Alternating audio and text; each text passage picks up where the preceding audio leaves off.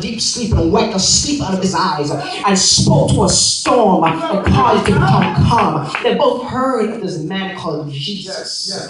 But one of them vehemently denounced Jesus, while the other had the heart of a servant. The difference between someone who vehemently denunciates someone and someone with the heart of a servant is that when you vehemently denunciate someone, you're doing it rudely. You're basically bringing them down. You're doubting them. You're basically throwing them to the lowest of the low to say, you know that what you think you are, you really ain't. That's basically what it means. But the heart of a servant, if you really think of a servant is loyal. A servant is faithful.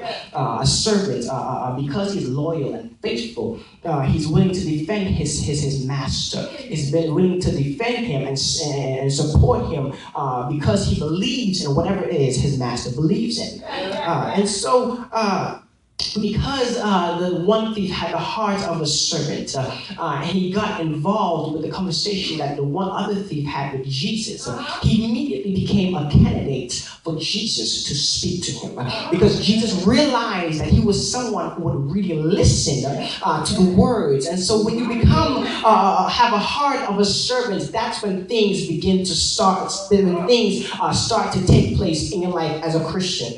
So now another question that I begin to ask God, I was like, what does it take to get to paradise, God? What does it take?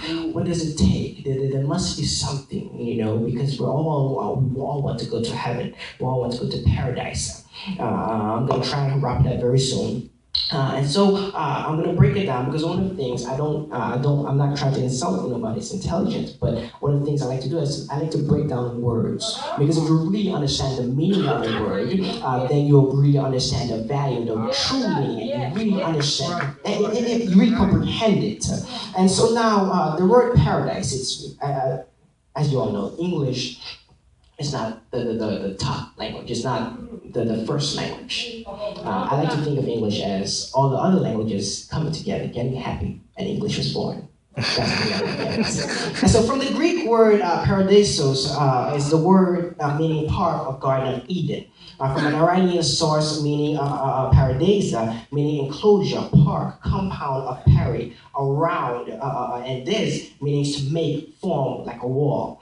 And so since paradise is secured, since paradise is sealed, means that there is something we have to do, something we have to have in order to get there. Otherwise, we'll probably be able to go in and out of paradise at one's leisure, because it will be right next door. And so I began to wonder, I was like, God, there must be something that we must have in order for us to get to paradise.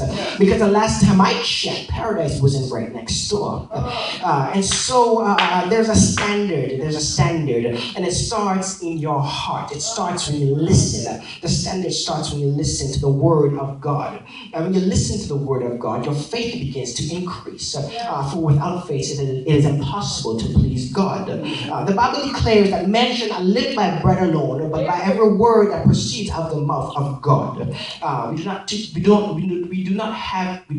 to pick and choose the words of the Bible to live by. We do not get to pick and choose the words of God that we want to live by, but we are going to live by every word that proceeds out of the mouth of God. And so, because paradise is secured, because